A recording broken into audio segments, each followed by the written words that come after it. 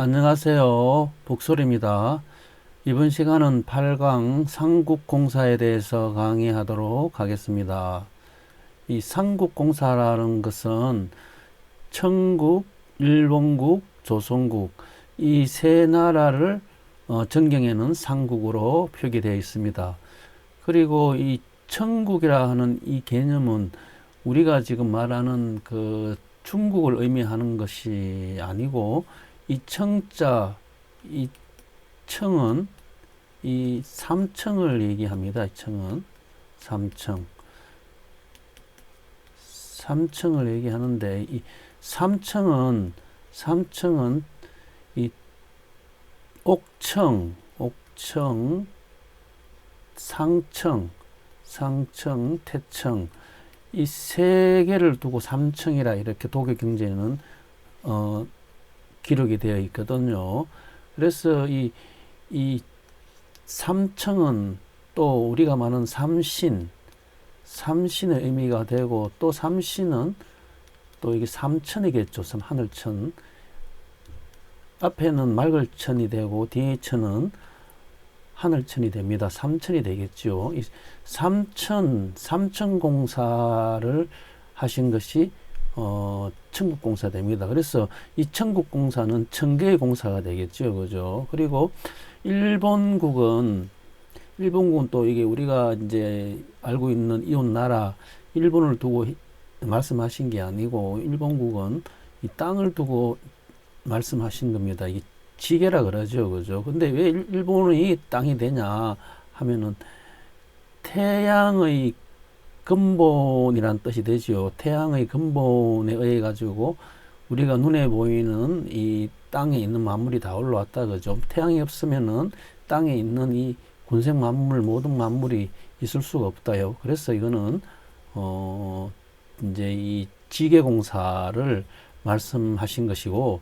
조선국은 이제 뭐냐면은 이 아침조에다가 깨끗할 선이 되겠죠. 이제 깨끗한 아침이 되는 나라가 되니 그 깨끗한 아침이 되는 나라가 이제 이 인의 세상이 되겠죠. 그죠? 그래서 천지인 이 3개 공사가 삼국공사가 된다. 그래서 상제께서 말씀하시기를 하늘도 떠도곤치고 땅도 떠도곤치고 사람도 뱃속에 드나들게 하여 다 떠도고치리라 이렇게 말씀하셨어요. 그죠? 그래서 이 3개 공사 즉 천지인 3개 공사가 삼국공사를 하셨고 이 삼국공사가 청국, 일본국, 조선국으로 이렇게 공사를 하셨다. 그리고 또 이 공사가 진행되는 순서가 먼저 청국을 공사하시고 두 번째 일본국을 공사하시고 세 번째 조선국으로 공사하셨다 그죠. 그래서 천지인으로 천지가 이렇게 공사가 진행되었다는 것을 알 수 있어요. 조선국으로 공사되니까 이제 여기서 이제 선생님께서 개벽이 되니까 지상천국이 이 땅에 실현되는 공사가 삼국공사하고 삼계공사가 되는 겁니다. 그래서 성령께서 하신 말씀을 보면 내가 삼계 대권을 주재하여 선천의 모든 도수를 떠도 고치고 후천의 새 운수를 열어 성경을 만들리라. 이 말씀은 정경 권지 1장 21절에 기록되어 있는 내용이거든요. 그래서 보면은 삼국공사가 조금 전에 말씀했던 거죠. 청국, 일본국, 조선국이다 그죠. 즉 3개 대권은 지, 인 이 3개의 그죠. 이 권한을 갖다가 이제 맡으셨어 그죠. 선천의 모든 도수를 떠도 고치고 후천의 도수로 이제 이 여러 성경 세상을 이제 만드는 공사가 바로 삼국공사가 된다 그죠. 그래서 청국, 일본국, 조선국 이런 식으로 이제 삼국공사가 진행되었는데 여기는 또 이 국에는 이 임금들이 있겠죠. 그죠. 여기 다 나라에는 다 임금들이 있겠죠. 그죠. 그래서 이 이 공사가 5선이기 5신선이 바둑을 두는 공사로 이 3개 공사, 삼국 공사를 하셨다 하는 것을 알 수 있어요. 결국은 바둑이라 하는 것은 이렇게 바둑은 보면은 이렇게 바둑판이 이렇게 꺼져 있죠. 그죠? 바둑알을 두는 것은 다 모든 것이 다 10이다 10 그죠? 그래서 5신선이 후천 10의 세상에 바둑 흰 바둑, 검은 바둑을 뒀다 하는 것은 천지를 흰색이 하늘 공사가 되면은 검은색이 땅의 공사로 상징할 수 있겠죠. 그죠? 흰색, 검은색으로 다 하늘도 뜯어곤치고 땅도 뜯어곤치고 사람도 뜯어곤치는 그 곤쳐서 성경세상을 만드는 공사가 3개 공사가 되고 이 성경 공사를 즉 5분 신선이 했다 하는 것을 암시하고 있어요. 그래서 우리가 이제 처음에 하도나 낙서의 중앙은 포로 되어 있다. 그죠? 5수로 다 이렇게 감사가 있는데 이것은 오행상으로 중앙은 토가 되고 동쪽은 목이 되고 남쪽은 화가 되고 서쪽은 금이 되고 북쪽은 수가 된다 이렇게 얘기했어요. 그죠? 이것을 다시 이제 이제사망 5선이니까 그죠? 5신선을 이제사망으로 해도 사망으로 이렇게 표현해도 여기 이제 두 분과 세 분이 되니까 사망이 되니까 5신선이 된다. 이 임금들이 중앙에 요임금을 배정하게 되면은 동쪽에 순임금을 배정할 수 있고 남쪽에 우임금을 배정할 수 있고 북쪽에 탕임금을 배정하고 서쪽에 무임금을 이렇게 5수로 이렇게 배정이 된다고 했습니다. 그리고 이 동쪽과 남쪽은 팽창하는 천의 개념이 되고 서쪽과 북쪽은 수축하는 지의 개념. 그래서 요수는 천은 삼천의 개념이 된다 했고 무왕과 탕왕은 양지의 개념이 된다 이렇게 설명을 했어요. 그죠? 그런데 이제 여기서 이제 우리가 이제 이 지금 이야기하고 싶은 것은 이제 3개 공사를 하셨는데 그 천국의 공사로 맡은 분이 어떤 분이고 일본국을 맡아서 공사하신 분이 어느 분이시며 조선국을 맡아서 이 공사를 하신 분이 어느 분이시냐 하는 것을 지금부터 이제 찾을 거예요. 저번 시간도 얘기했지만 구천상제님의 이 공사는 설계 도면의 공사예요. 그죠? 실질적으로 이제 이 일을 맡아서 이제 한 분이 오셔가지고 이 공사를 하셨다. 그죠? 그래서, 선천은 3원이 되고 후천은 5원이 되기 때문에 그래서 후천의 성경세상은 지천태의 세상이 되기 때문에 당연히 5원의 숫자 5 화공 5선 위계라 하는 숫자가 성립이 된다 했어요. 그래서 이 5원은 요순우탕 거죠. 이제사망을 이야기하고 이제사망은 5선 위계하고 같은 의미라 하는 것을 이야기하고 있는 겁니다. 자, 이 후천은 이제 이 5원이 되기 때문에 천국에서 일본국으로 변화하는 과정은 3원이다. 그죠? 3원이고, 일본국에서 조선국으로 변화하는 과정은 2원이 됩니다. 그래서 2 플러스 3 플러스 2는 5가 되죠. 성립이 되는데, 천지가 됐죠. 그죠? 천에서 지. 이거는 일본국은 지에서 조선국 천.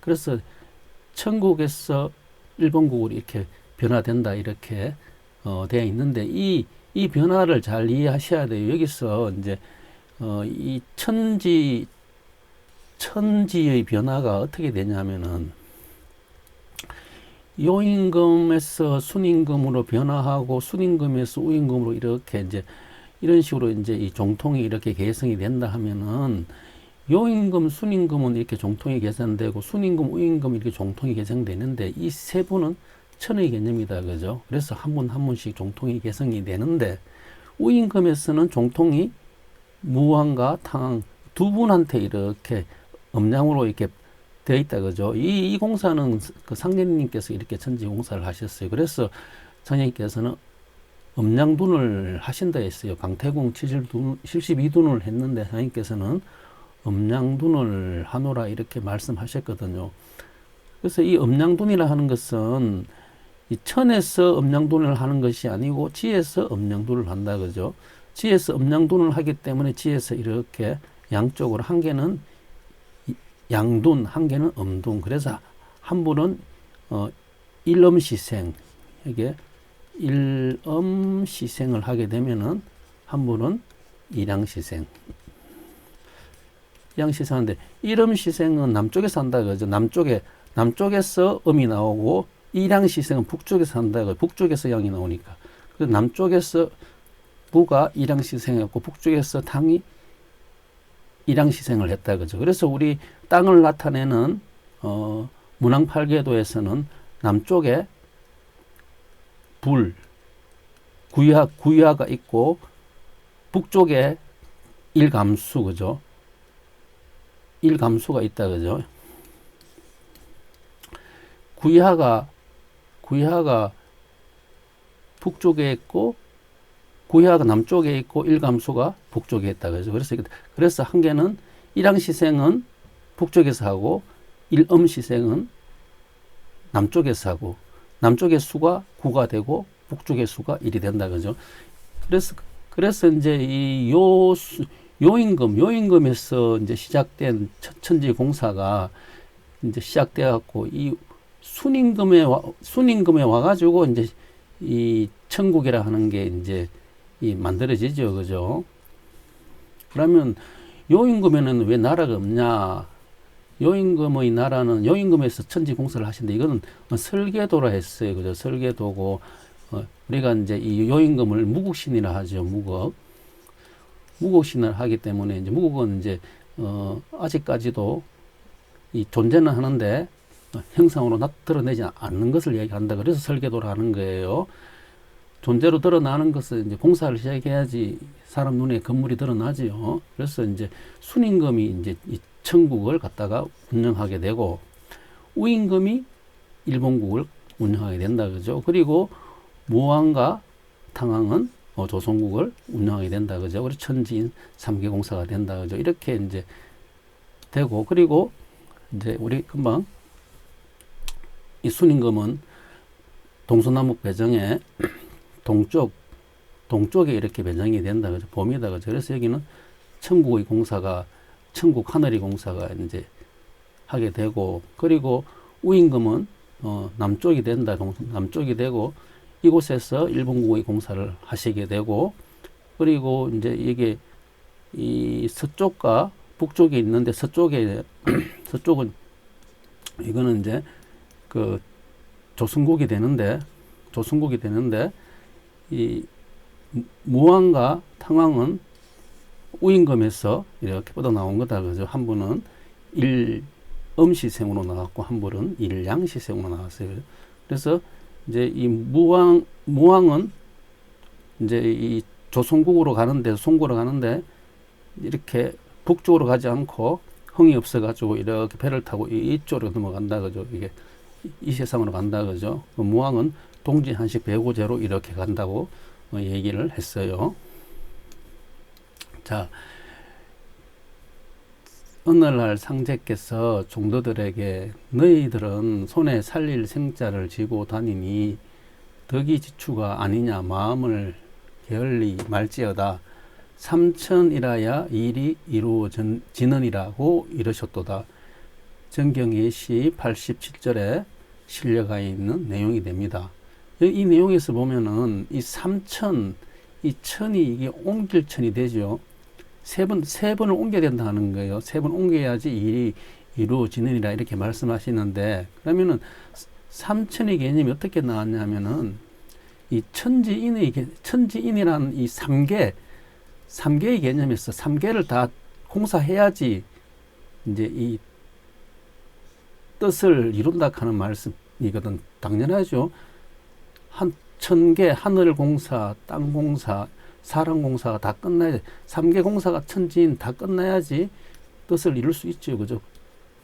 그러므로 이 옮길 천이 이 무국에서 이렇게 천지인으로 이렇게 옮기니까 삼천이 되죠. 그죠? 삼천이 되고, 그러니까 이거는 무국에서 청국, 일본국, 조선국으로 이렇게 삼천 옮겼다. 그죠? 이게 그림에서 보면은 요임금에서 이렇게 순임금으로 이렇게 한번 옮겼고, 이게 청국이다. 그죠? 순임금에서 우임금으로 옮겼다. 그죠? 일본국이다. 그죠? 우임금에서 이렇게 옮겼다. 그죠? 두 분한테 옮겼다. 그죠? 한 분은 탕임금, 한 분은 무왕. 그죠? 조금 전에 이렇게 설명했어요. 그래. 네. 우임금에서는 이렇게 옮겼다. 그죠? 그래서 한 번, 두 번, 세 번, 삼천이다. 그죠? 그래서 삼천이야지 일이 이루어진다고, 거기에 이제 이 살리생체를 지고 다니기 때문에 그때까지 마음을 게을리 하지 말라는 그런 말씀을 남겨 놓으셨어요. 그죠? 무신년 2월에 하루는 상제님께서 종도 10여 명을 뜰 아래 내려 세우신 뒤에 고수부에게 일러 말씀하시기를, 내 나이는 29이요, 네 나이는 29이요, 내 나이는 38이라. 내 나이에 9살을 빼면 네 나이가 될 것이요, 네 나이에 9살을 더하면 내 나이가 될 것이니 곧 내가 너가 되고 또 네가 나가 되는 일이니라 하시니라. 이게 대순전경 4장 64절에 나오는 내용이거든요. 이게 무슨 말이냐면은 그 무신년,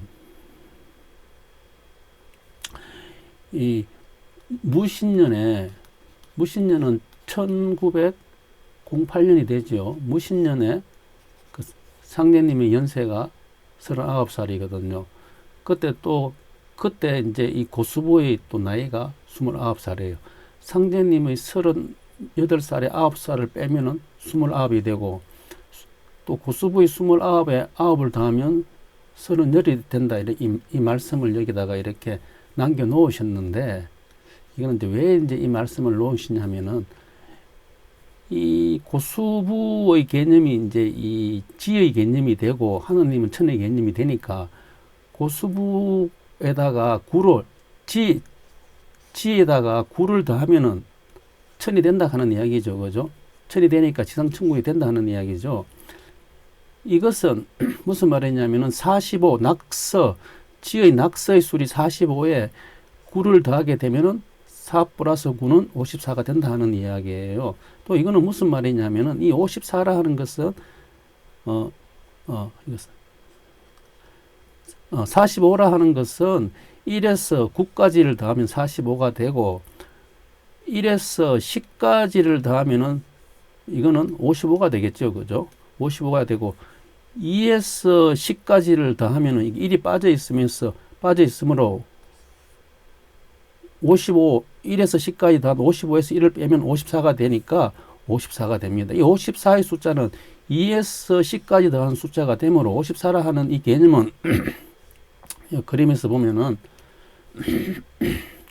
1에서 9까지는 문왕팔계도 이 지의 개념이 되고, 2에서 10까지는 정력팔계도 후천의 수가 되지요. 그죠? 그래서 이 말씀은 네 나이에서 9를 더한다 하는 것은 선천의 세상 지에서 9를 더하게 되면은 내 나이가 된다 하는 것은 38이 된다 하는 이야기고, 또 54가 된다 하는 이야기가 되므로, 이 말씀은 무슨 말씀이냐면은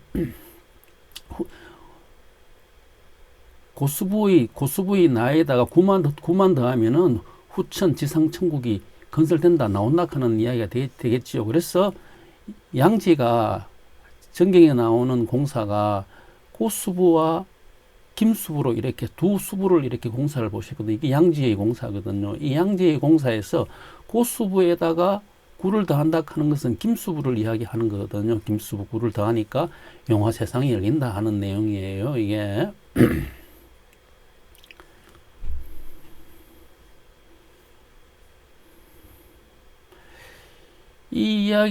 왜 이야기를 하냐면은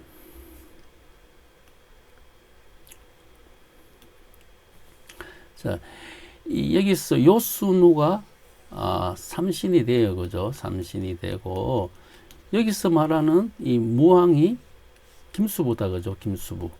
김수부가 되고, 숫자로는 이게 9다. 그죠? 그리고 여기 탕왕의 요 개념이 고수부가 된다. 그죠? 고수부. 그래서 이 고수부에다가 김수부를 더해야지 이 상제님 나이가 된다 했으니 이 두 분의 공사가 끝나야지 이 후춘으로 후춘 세상이 열린다 하는 이 말씀이 이 속에 경전의 내용에 암시되어 있다 하는 것을 우리는 알 수가 있어요. 그죠? 그리고 다음 경전 내용을 보도록 할게요. 상제께서 종도들을 데리고 계실 때 현하대세가 오선 위기와 같으니 두 신선이 판을 대하고 있느니라. 두 신선은 각기 훈수하는데 한 신선은 주인이라.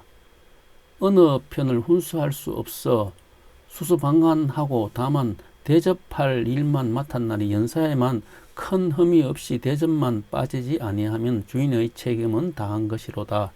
바둑이 끝나면은 판과 바둑돌은 주인에게 돌려지리니. 이 내용이 정경예시 28절에 실려가 있어요. 또 상제께서 장건으로 하여금 식혜 한 동이를 빚게 하고 이날 밤 초경은 술시가 되죠. 술시. 식혜를 큰 그릇에 담아서 인경 밑에 놓으신 후에 바둑의 시조 단주의 해운도수를 해문산 오선 위기의 혈에 붙여 조선의 국원을 돌리려 함이라. 5 신선 중 한 신선은 주인으로 수수방관할 뿐이요 4 신선은 판을 놓고 서로 패를 지어 따먹으려 하므로 날짜가 늦어서 승부가 결정되지 못하여 지금 채순을 청하여서 정인으로 세우고 승부를 결정코자 함이니 이 식혜는 수운을 대접한 것이라. 이게 정경공사 2장 3절에 실려가 있는 내용이에요. 자, 이 내용에 보면은 총 5 신선이 있는데 한 신선은 주인이고 4 신선은 이제 바둑을 대하는 신선이다. 그래서 총 5 신선이 있다. 그죠? 그런데 이 승부가 안 나가지고 다시 또 채수운을 또 이제 청한다. 그죠? 청해가지고 이제 빨리 이제 이 바둑 공사를 끝내고 후춘 세상을 이제 열려고 이렇게 이제 이 공사를 하신 내용이거든요. 그죠? 그래서 5 신선 중 한 신선은 주인으로 수수방관할 뿐이요 4 신선은 판을 놓고 서로 패를 지어 따먹으려 함으로 수운을 청하여 정인으로 세우고 이렇게 되어 있지 않습니까? 총 숫자는 6이 된다. 그죠? 이게 5 신선과 최순 선생 합치면은 총 6분이 된다. 그죠? 그런데 우리는 처음부터 이제 이제사망 오선 위기로 이제 했는데 여기 최수훈 선생이 등장하게 되니까 그러면 이분은 5 신선 중에 5 신선이 따로 있고 또 한 분이 또 와가지고 이제 이 판을 갖다가 이제 결정진다 하는 내용으로 인식하게 되는데 그런데 이제 이 보면은 포함육이라 있어요. 이게 감사 있는 5은 6을 머금고 있다 하는 거거든요. 즉 5는 6이다 하는 내용이죠. 그죠? 선천의 5가 6이다. 선천의 5가 6이다. 후천이다. 이게 같다 하는 거죠. 그죠? 이 5의 공사가 빨리 끝내가지고 이 6의 세상을 열라 하는데 안 되니까 이게 다시 또 채숭을 오게 해가지고 정인을 세우고 하니까 이제 6의 세상이 열린다 하죠. 그러니까 이 5는 곧 6이다 하니까 이 여기서 천지공사 하시언 그 주인 신선 네 분은 바둑을 두고 한 분은 바둑을 안 둔 이 주인 신선이 곧 최순이다. 그죠? 그래서 최순이 됨으로 식혜를 이제 이 최순에 대접해서 바둑을 끝낸다 하죠. 식혜를 최순 선생이 대접한다 하는 이 말씀은 식혜라 하는 것은 안에 쌀과 물로 만들어져 있죠. 그죠? 그래서 쌀미라 하는 것은 양 모서리에 이 젖꼭지 4개를 떨어뜨리면 10이 나오는 그 상징적인 내용이 쌀이 되지 않습니까? 그죠? 그러므로 이 10이 나오는데 어디서 10이 나오냐? 물에서 나오죠. 그죠? 육에서 나오니까 이 나오는 그것이 이제 용담이 되죠. 그래서 우리 용담에서 구천상념이부터 이 하늘에 있는 천명을 이제 받들어 가지고 그때 이제 최순께서 이 동학이라는 이것을 서양 사람들한테 펼쳤다 그죠. 그래서 이제 그와 같이 이 용담 세상을 이제 여는 육을 열기 위해 가지고 옛날에 용담 세상을 열었기 때문에 이 최순 선생이 이 세상을 알기 때문에 다시 또 이제 이 최순 선생을 정인으로 청하신 거예요. 정인으로 세우신 거예요. 그죠? 세워가지고 이제 이 세상을 이제 알기 때문에 빨리 끝낼 수 있지 않습니까? 바둑이 앞으로 가야 할 이 용담 세상을 알기 때문에 이분을 세우셔가지고 바둑을 이제 끝내시는 거죠. 그죠? 끝내시는 공사가 이렇게 진행되었다 하는 것을 알 수가 있습니다. 그리고 또 보면은 정경에 이런 내용이 있는데, 오가양 백학 비거 원로야 하는 이 내용이 있어요. 이 내용이 무슨 말이냐면은 나의 집에 흰 학을 길렀다. 자, 여기서 오가라 하는 것은 상례님을, 구천 상례님을 이야기하겠죠.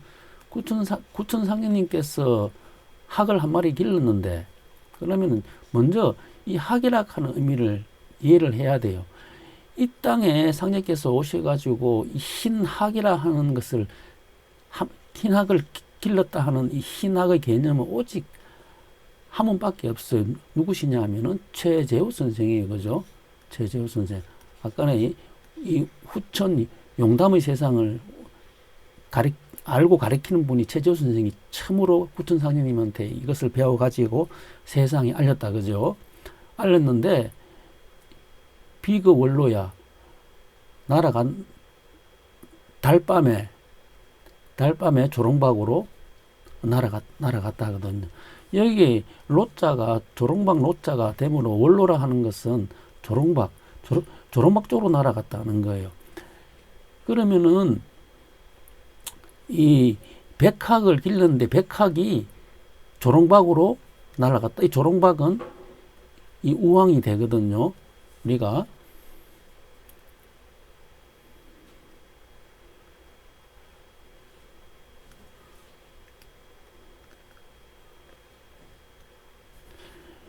요임금이 학을 한 마리 길렀는데 그 학이 우왕으로 갔다 하는 거예요.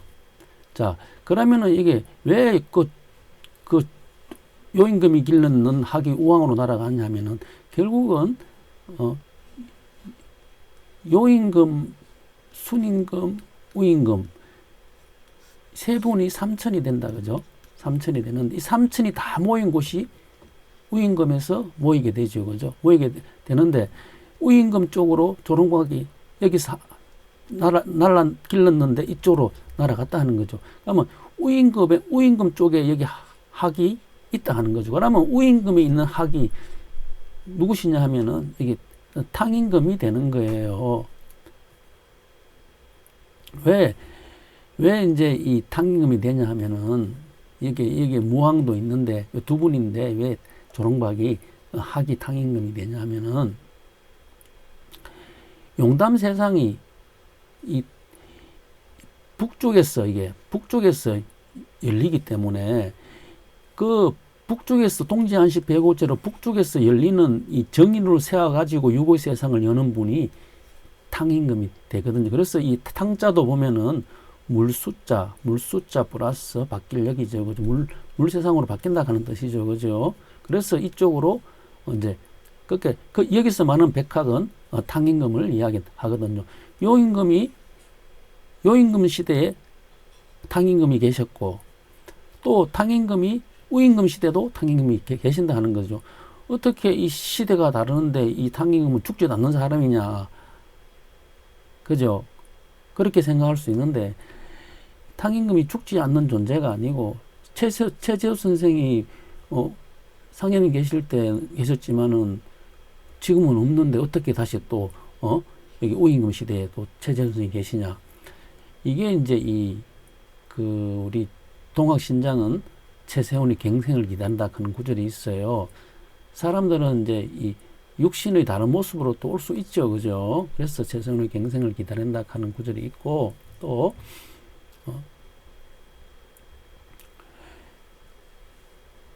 난법 난도하는 사람 나 볼 날이 무엇인가. 만약에 최재호 선생이 다시 또 오시지 않으면은 나 볼 낯이라 말씀할 필요가 없죠. 그죠? 나 볼 낯이라 하는 건 또 오시기 때문에 나 볼 낯이 없다. 이렇게 말씀하신 거죠. 그죠?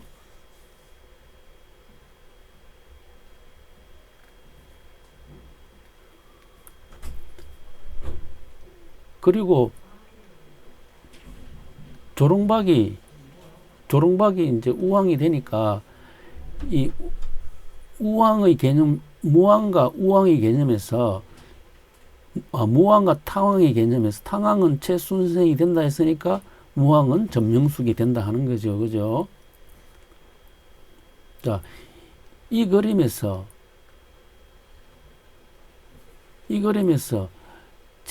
최재호 선생이 탕임금의 역할을 맡았다 그러면은 무왕의 역할은 전명숙 장군이 맡는다. 그죠? 전명숙 장군이 맡는다. 네. 이런 식으로 이제 같이 이렇게. 그리고 또 이 무왕은 김수부가 무왕의 공사를 하면은 여기 탕임금의 공사가 고수부의 공사가 된다. 그죠? 그래서 탕임금 플러스 무임금이 바로 이 후천 세상을 여는 후천 세상이 되는 수다. 그러므로 상대께서도 이윤의 도움으로 탕임금이 성공을 한다 하는 그 구절이 정경에 실려가 있는 겁니다. 이 내용이요.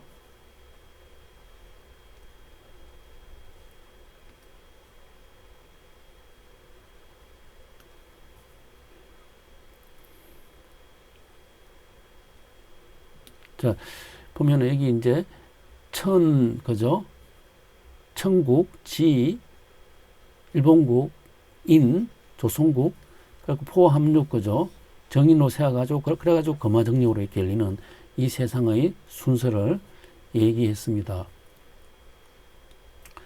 그리고 또 말씀하시기를 이제 정리되는 내용을 보면은 태울주가 태인 와오리 북은 수구지에 전파되어 동리의 남녀노소가 다 외우게 되느니라. 상제께서 이 소문을 전하여 들으시고 이것은 문공신의 소친이라 아직 때가 이러므로 그 기운을 거두리라고 말씀하시고 약방병상의 기 동북이 고수 이 서남이 교통이라 쓰고 이렇게 되어 있어요. 이 화자가 이게 벼 화자죠. 그죠? 벼. 그 쌀 밑자면 쌀을 이야기합니다. 쌀은 이제 10이 열리는 곳이니까 이쪽에서 태울주가 이제 전파되었다는 그런 내용이죠. 그죠? 근데 여기서 이제 아직 때가 이러므로 이걸 다시 이제 거두는 공사가 이 동북이 고수 이 서남이 교통이 되어 있는데 이건 무슨 말씀이냐면은 이제 이 그림에서 보면은 여기 4하고 9하고 2하고 7은 자리가 바뀌어 있다. 이걸 금화교육으로 되어 있다. 이거는 문왕팔교도 선천시대의 숫자 배열인데 여기 2하고 7하고 9하고 4는 이제 숫자가 바르게 배열이 있다 이거죠. 여기는 27은 화고 4군 금이니까 그죠. 그래서 이거는 금화정력의 배열수가 돼요. 그죠. 그래서 이 2하고 9하고 더하면 11이 되고 이게 7하고 4를 더하게 되면 11이 된다. 그죠. 그러면은 지금 와우리에서 태울주가 부른다 하면은 이 금화정력 됐다 하는 이 벼화자 그죠. 여기가 쌀미자다 했죠. 그죠. 쌀미는 용담이 이 금화정력이 되어 있는 이 세상을 이야기하겠죠. 그런데 금화정력이 세상에 때가 이름으로 다시 또 이걸 자리를 바꿔버리고 어떻게 바꿔버리냐 하면은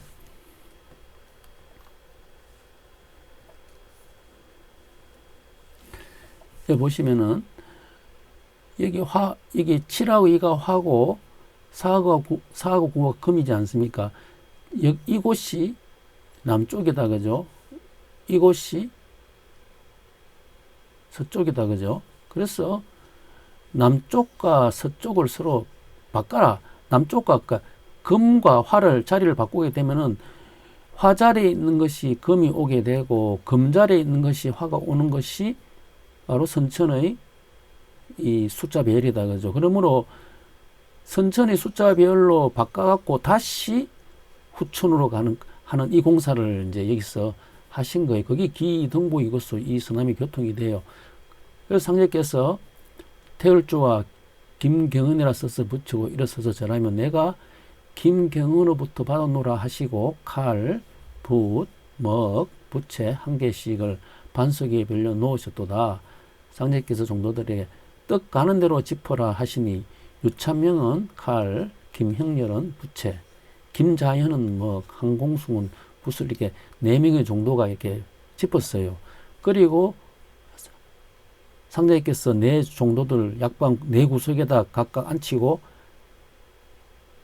상인님 자신은 방 가운데 이렇게 서시게 된 거지 않습니까? 그죠? 그러니까 중앙에 상인님이 계신다 하면은 이쪽에 4 구석에 4 종도를 앉혔는데 이게 이제 방위로는 동, 서, 남북이 된다, 그죠? 남북이 되는데 동쪽에는 누가 두냐 하면은 오행으로 붓은 목이 되죠. 목이 되니까 동쪽이 되고 오행으로 부채는 이제 바람을 일으키니까 화가 되죠. 그러니까 남쪽이 되고 오행으로 칼은 금이 되니까 서쪽이 되죠, 그죠? 그리고 오행으로 먹은 수가 되니까 북쪽이 되죠. 이렇게 이런 식으로 이렇게 이제 4 정도를 앉히고 자신은 이렇게 중앙에 앉았어요.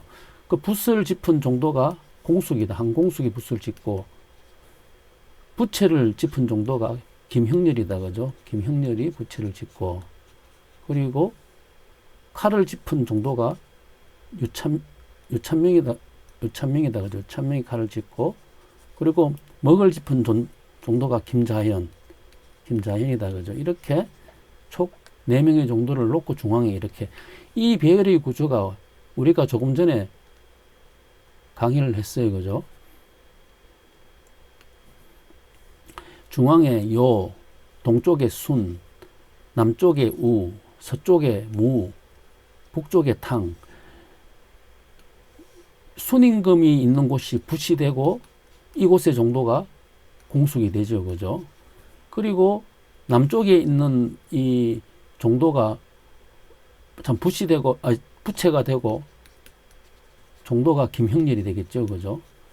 그리고 서쪽에 있는 정도가 칼을 짚었고 유찬명이 되고 북쪽에 있는 정도가 먹을 짚었고 김자연이 된다, 그죠?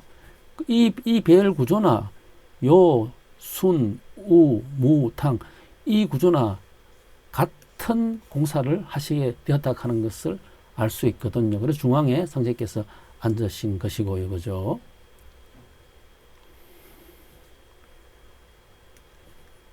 자, 또 볼게요. 276, 951, 438을 한번 외우시고 종도 세 사람으로 하여금 종이를 종이동과 같이 자라게 하시고 그것을 벼룩집 속에 채워 넣고 남은 한 사람을 시켜 한쪽씩 끄집어낼 때 등우를 부르고 끄집어낸 종이를 다른 사람에게 전하게 하고 또 그 종이 쪽지를 받은 사람도 역시 등우를 부르게 하고 다른 사람에게 전하면 받은 그 사람은 역시 천국지면 이라 읽고 다시 먼저와 같이 반복하여 마성을 부르고 다음에는 일본짐이나 읽고 또 그와 같이 제3 반복하여 오한을 부르고 다음에 조선짐이나 읽게 하시니라. 28장과 24장을 마치기까지 종이 쪽지를 집으니 벼룩집 속에 넣었던 종이 쪽지가 한 장도 어기지 않았도다. 결국 벼룩집 속에는 종이 쪽지가 몇 개가 들어갔냐 하면 28개 플러스 24개가 들어갔다, 그죠? 총 합치면은 52개다, 그죠? 52개의 종이 쪽지를 넣었어요. 그걸 이제 한 장 종도들이 이제 사방에 있는 종도들이 한 명씩 이제 꺼내게 했죠. 그래서 꺼내게 해갖고 이제 첫 번째 꺼내는 종이 쪽지가 등호가 되죠. 등호. 두 번째 마성을 입죠. 등호, 마성, 오한. 등호는 천국 지민이 되고 마성은 일본 지민이 되고 오한은 조선 지민이 된다. 이걸 그림을 그리게 되면은 조금 전에 천국, 일본국, 조선국을 천지인이라 했대요. 그래서 천지인이라 했고 이제 이 조선 천국에 있는 것을 순임금, 일본의 우임금, 조선국에 있는 걸 무한과 탕항이다, 그죠? 이렇게 얘기를 했어요, 그죠? 했는데 천국 지면에서는 등우, 일본 지면에서는 마성, 조선 지면에서는 오한, 그리고 다시 또 천국 지면은 왕량, 일본 지면에서는 가복, 조선 지면에서는 진준, 다음에 또 천국 지면에서는 경감, 일본 지면에서는 두무, 조선 지면에서는 구준. 이런 순수대로 28장이 쭉 배열이 쭉 되겠죠. 그리고 또 24장이 배열이 쭉 되면은 천국 지면대로 거기 28장, 24장의 신명들이 쭉 나열이 되겠죠. 등우, 왕량, 경감이 쭉 되고, 일본 지면대로 신명들이 쭉 배열이 돼요. 어떻게 하면 마성, 가복, 두무. 또 조선 지면대로 또 28장과 24장이 배열이 쭉 돼요. 오한, 진준, 구준으로 그죠? 쭉 배열이 되는데 이 배열의 28장, 24장 신명들을 천지인 이쪽에 다 묻어버렸어요. 그러면 여기 28장, 24장이 다시 다 드러나게 되면은 다 모이는 곳이 후천으로 넘어가는 곳이 된다, 그죠? 그러면 첫 번째 천해공사가 끝나게 되면은 천해공사가 신명이 다 드러나게 되죠. 또 지혜공사가 끝나게 되면은 지혜에 묻었던 신명이 다 드러나오게 되죠. 또 뭐냐면 인의공사를 하게 되면 인의공사가 끝나게 되면은 이제 천지 모든 신명들이 다 모이게 된다, 그죠? 마지막 탕경문태 모든 신명이 다 모이게 되니까 모든 신명과 사람하고 하나 되는 공사, 거기 금화정력이 되니까 바로 처음에 태열주가 독리 화오리에 부르는 것처럼 금화정력되는 그 화오리 세상이 이 땅에 실현되게끔 이렇게 천지공사를 하셨다 하는 것을 알 수가 있습니다. 그래서 이 천국 지면, 일본 지면, 조선 지면 순서대로 끝나게 되면은 바둑 끝나면 바둑판과 바둑돌은 주인에게 돌려지니까 기동북이 고수, 이섬의 교통. 다시 이제 이 선천에 있는 숫자를 다시 또 이제 이 동북 쪽을 교통을 시키니까 금화정력으로 된다 하는 이 내용이거든요. 그리고 이 내용은 이제 어떤 내용이냐면은 전명숙 장군이 이제 남조선 백길이 도상홍이 되고요. 남조선 백길을 이제 도상홍이 남조선 배를 몰아가지고 이제 이 후천 세상으로 이제 출항해서 도착하게 되죠. 그 내용인데 그 내용이 이제 이 정경 예시 71절에 이렇게 실려가 있어요. 다시 약방이 이르사 여덟 종들을 벌려 앉히고 사물탕 한 첩을 지어 그 첩면에 인형을 그리고 두 손을 모아 두르시면서 시천주를 3번 외우신 후에 종도들로 하여금 그렇게 하라고 말씀하셨도다. 그죠? 남조선 배가 범피 중요로다. 이제 육지에 하류하였으니 풍파는 없으리로다. 그러니까 이제 남조선 배가 이제 출항을 해가지고 이제 육지라는 것은 이곳이 이제 후천의 세상이 되죠, 그죠? 그러면은 우리가 여기서 한번 보면은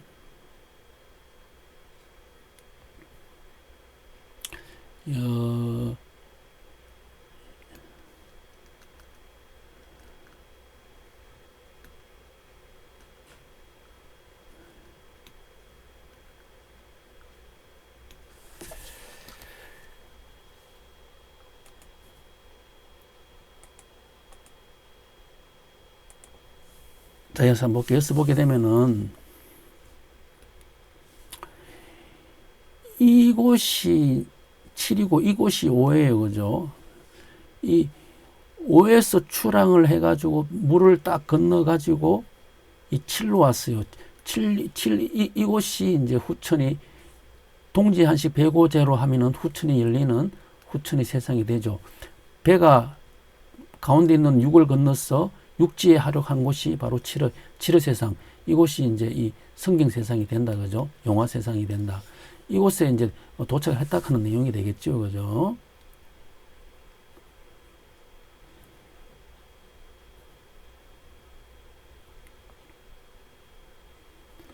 자, 이제 이습대천이라 하는 내용이 있어요. 이습대천이라 하는 내용은 이제 목도를 타고 목도를 따르고 목을 타고 주어야 배를 버리라 하는 내용이거든. 이습대천은 승복하고 주어야라. 목을 타고 배를 버리라 하는 내용이거든요. 그 큰 강을 건넜으면 큰 바다를 건넜으니까 이제 배를 버리고 이제 다시 목도를 따라라. 그 도착한 곳이 손이지 않습니까? 저 손. 조금 전에 여기 5에서 7로 갔는데 이 7자리 이게 손풍자리거든요. 이게. 그러니까 이 목도를 따르라 하는 거거든요. 이게. 이 말은 이제 무슨 말씀이냐 하면은 이 성목은 목도가 되는데 이 목이라 하는 것은 손목이 되고 요 손자리에 용이 있다. 그래서 용화 세상이다. 그죠? 여기가 이제 이 근이 있으면은 여기가 감이 있다. 그죠? 물이 있고 여기가 산이 있다. 그죠? 산이 있고 여기가 손이 있다. 여기에 곤이 있다. 그죠? 곤이 있고. 이렇게 있으면은 자, 추, 인, 묘,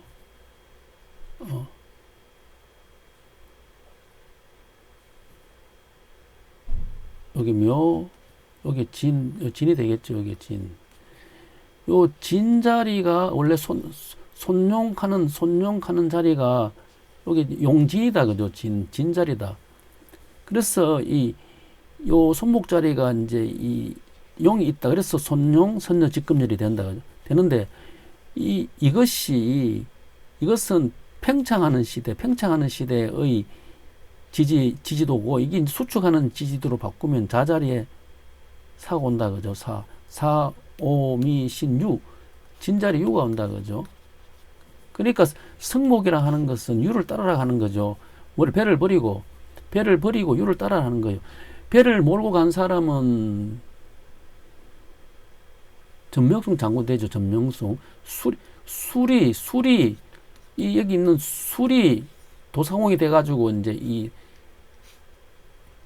손자리로 간 거죠. 그죠? 갔는데 건에 있는 술이죠.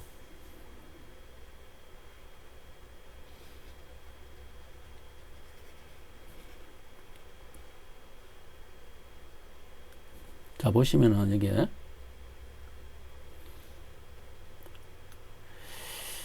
여기 원래 술은 건에 있는 술이에요. 그죠? 건에 있는 술이 어디로 갔냐면은 후천의 정년 손으로 간 거예요. 그죠? 그러니까 삼신에 있는 건은 하늘은 삼신이지 않습니까? 그죠? 이게 삼천에 있는 술이 손으로 갖는 거예요. 갔으면은 이제 이 역할을 이제 이 도사곤 전명숙이 이제 이 역할을 했지 않습니까? 건너갔으면 배를 버리라 하는 거지. 술은 끝났으니까 이제 유를 따라가라 하는 거죠. 그죠?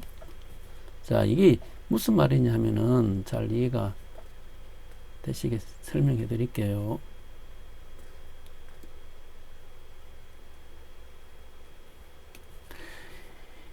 이 상제께서 생장, 염장, 사이로서 쓴다 하셨어요. 사이를 쓰나니 이것이 무의이한이라 이렇게 말씀하셨어요. 생은 봄에 해당하죠, 그죠? 봄에 해당하고, 이거는 방위로는 동쪽이 돼요, 그죠?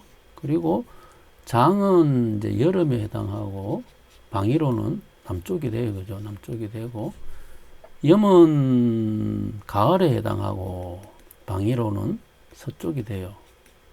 그리고 장은 겨울에 해당하고, 방위로는 북쪽이 돼요. 이렇게 사이를 쓰시는데, 그런데 이제 요것이 이제 생장중앙, 여기 이제 삼천이라 했어요. 그죠? 삼천에서 이제 다음에 이제 이 염이 가을의 도수가 끝나고 나면은 다시 겨울이 온다. 그죠?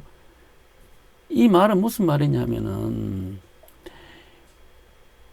생이 끝나고 나면은 장이 온다 하는 게, 그래서 생에 머물지 말고 또 장을 넘어가야 되는 거예요. 장이 끝나고 나면은 염이 온다 하는 거예요. 염에 머물지 말고, 장에 머물지 말고 염으로 가라 하는 거예요. 염이 끝나고 나면 장이 오니까 염에 머물지 말고 장으로 가라 하는 거예요. 즉, 봄이 끝나고 나면은 여름이 오니까 봄에 머물지 말고 여름으로 가라 하는 이야기고, 여름이 끝나면 가을이 오니까 여름에 머물지 말고 가을에 가라 하는 이야기고, 가을이 끝나고 나면은 겨울이 오니까 가을에 머물지 말고, 그러니까 배를 버리고 승복하라 하는 것은, 배를 버린다 하는 것은 이 가을, 이 전명숙이 공사했는 이 공사가 끝나고 나면은 거기 머물지 말고 또다시 또 변화가 있으니 그 승복, 그 유를 따라가라 하는 이야기지요. 그죠? 그걸 이제 그렇게, 말씀하신 거예요, 이게요. 그래서 성령께서 24가지 약종만 잘 쓰면 만국의인이 되리라 하셨도다. 이게 정경 예시 72절에 실려간 내용인데, 24가지가 바로 24절이죠. 그죠? 24절은 사철이 돼요. 사철은 추나추동이죠. 추나추동. 이걸 사물약제라 그래요. 추나추동.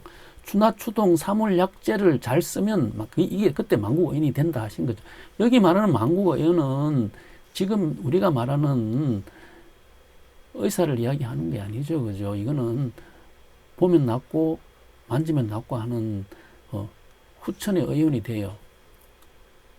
어떻게 사람이 보면 낫고 만지면 낫냐 하는 것도 설명을 드렸어요. 그죠? 지금은 칼을 메스를 대고 약을 쓰고 해야 되지만 후천은 보면 낫고 만지면 난다 그랬어요. 이것은 선천의 세상과 후천의 세상이 다르기 때문에 후천의 세상은 누구나 다 비단 옷을 입는 세상이라고 이야기했어요. 보면 낫고 만지면 난다 하는 것은 비단 옷을 입으면 낫고 비단 옷을 입지 못하면 낫지 않고 한다 하는 그 이야기예요. 그 비단 옷을 입히고 나눠주고 하는 것을 만국의인에 이렇게 표현하신 거예요. 그래서 하나님께서도 저루문이 좋은 물인데 세상 사람은 잘 모른다. 저루를 철을 아는데 철을 아는 것, 추나추동을 아는 것을 철을 안다. 추나추동을 모르는 것을 철부지를 한다. 이렇게 빗대어 말씀하셨어요. 그리고 또 24가지 약종을 말씀하셨어요. 그죠? 이 공사를 삼국공사로 이렇게 처음에 우리가 삼국공사로 이렇게 천지공사를 하셨거든요. 그 삼국공사가 바로 천국, 일본국, 조선국이다. 그죠? 이 천국, 일본국, 조선국은 천계, 지계, 인계, 이 3개를 다 뜯어 건치니까 성령께서 다 뜯어 건지시니까 후천의 새 운수를 열어 성경을 만들이라 이렇게 말씀하시는 겁니다. 이것이 삼국공사의 내용입니다. 오늘 강의는 여기서 마치도록 하겠습니다. 감사합니다.